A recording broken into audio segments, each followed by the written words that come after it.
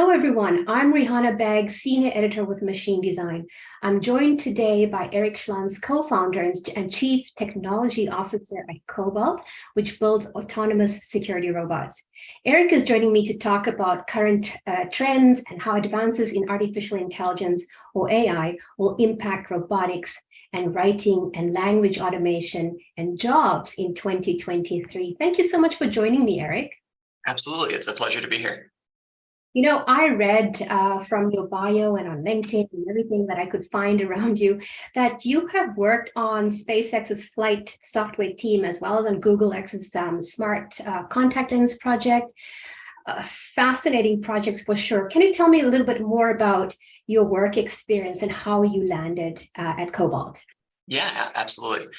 So I had actually started my first startup during college as an undergrad at Harvard, temporarily dropped out. We found some investors and moved out here to Silicon Valley and started that business. Ended up getting acquired. I did go back to finish my degree afterwards.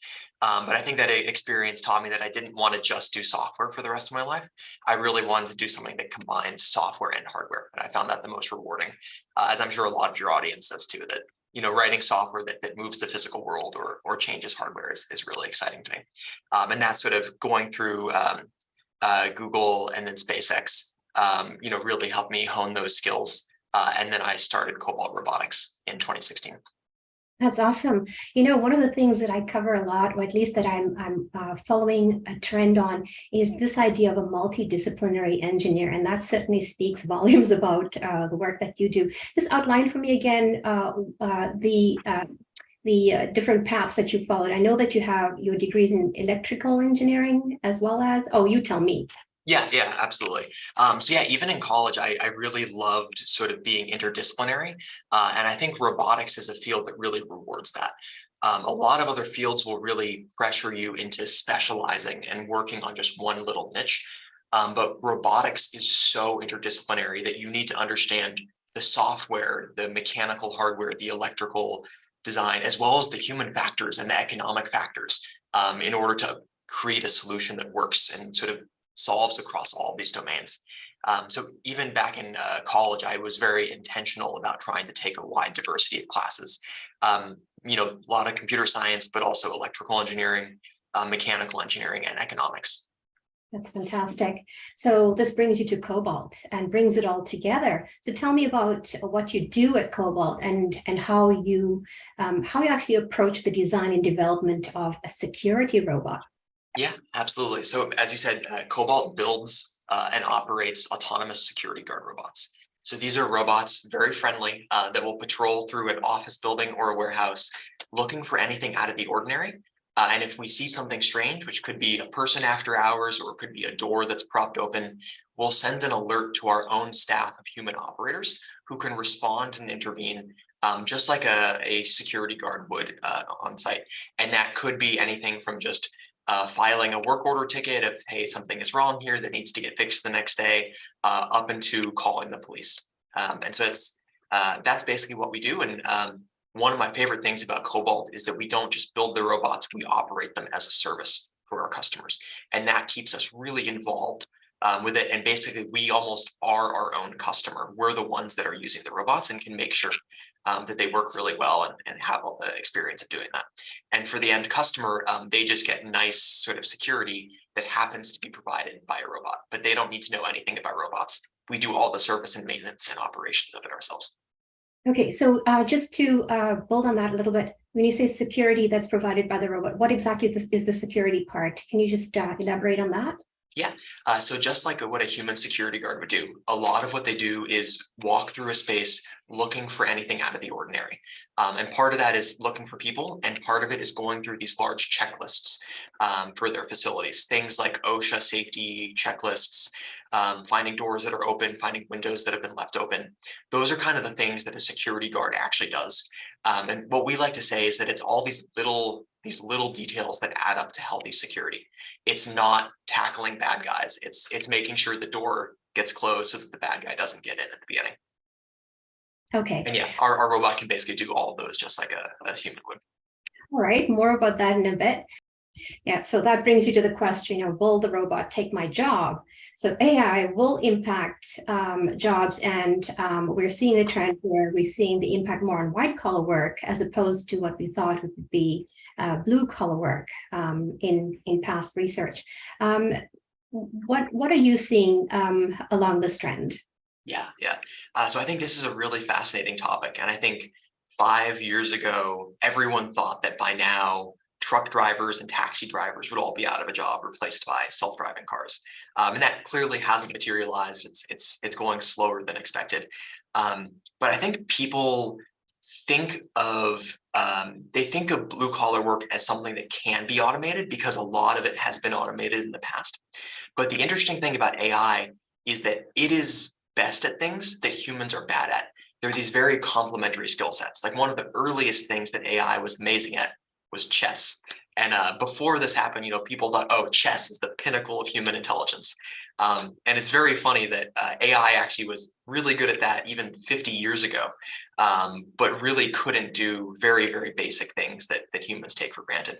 So I think as it comes down to it, AI progress is actually happening from the opposite end of the spectrum than we all expected. And if you look at things like generative models and images that have come out this year with things like DALL-E and Stable Diffusion, you see things like generating artwork, and it's able to do this really effectively. And it's like, wow, I never would have thought before this that artists, sort of this creativity that people thought that, oh, that will be like the last thing that ever gets automated. And it seems like it's happening in the other direction.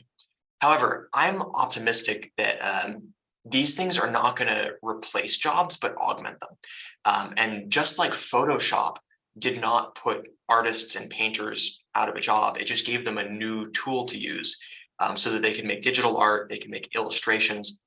It's really, these tools are going to change how art is done. And I think that all of these new pieces of AI are going to really combine with existing jobs to augment them and make people much more effective at them. And that's something I'm really excited about. Okay, the last area I wanted to touch on was this idea of a humanoid robot and general purpose robots. I think they go hand in hand. Talk a little bit about where we're at with the humanoid robot. Yeah. So humanoid robots and general purpose humanoids have a fascinating history. There is a large graveyard of companies that tried to make general purpose robots. And in the past, general purpose kind of meant no purpose. And they would say it's general purpose because they couldn't come up with a use case for it. And people doing that failed and went out of business. And people that made much more specific robots for warehouses or for security have done quite well. I think that the really interesting thing in the last year is Tesla coming out with the Tesla bot and sort of launching this project to try to leapfrog all the way to the end. And I think the idea there is that ultimately, in a world where tons of different things are done by robots, everything at the end of the day is built for a human interface. And so a humanoid robot is sort of this universal interface to the physical world, where if a human can use it, then a humanoid robot will do it. And I think Tesla made a lot of interesting progress over the last year, and basically went from almost nothing, just an idea, to a walking robot that they demoed at AI Day recently, which is very, very impressive. What to note by looking at that, though, is that Tesla caught up to the state of the art incredibly quickly in about a year, but they kind of just reached the edge of it. I'm very curious to see whether they will actually be able to push beyond the current state of the art and do new things that other people have not been able to. But I think there's a big discrete jump between catching up and extending beyond that. And so I'm really looking forward to seeing that for this next year. I think for humanoid robots getting out into the wild, that will be a much longer term thing. Things like legs are much, much more expensive to build than a simple wheel. And luckily for Cobalt and a lot of other robotics companies, human spaces are also built for people in wheelchairs. And robots with wheels are able to get around really well in most of our environments. So I think jumping to full humanoid adds a lot of complexity and a lot of cost that right now I don't think is worth it, even if 10 years from now it is sort of more fully featured and can get to those last edge cases that robots with wheels can't get to today. Oh, fascinating insights. So what's next for you at Cobalt? What are you working on? Yeah, so at Cobalt, we're working at expanding our fleet of robots pretty significantly. And we're also working on having our robots become more multi-purpose. So as an example, right now our robots work as a security guard at night. And during the day at many of our customers, they'll stay and recharge. But we're looking at having them also become basically virtual receptionists during the day. So the robot can be receptionist, and especially at these remote offices where a lot of places now have smaller satellite offices and they don't have a full-time receptionist at each of those, the robot can be the receptionist and have a sign-in screen where you can tap to talk to a human operator if needed. And then at night, it becomes a security guard robot. So that's one of the big things that Cobalt's working on is sort of getting, not going straight to that general purpose, but becoming multi-purpose and sort of adding things step by step to make the robots more and more useful, but making sure we have really good customers every step along the way.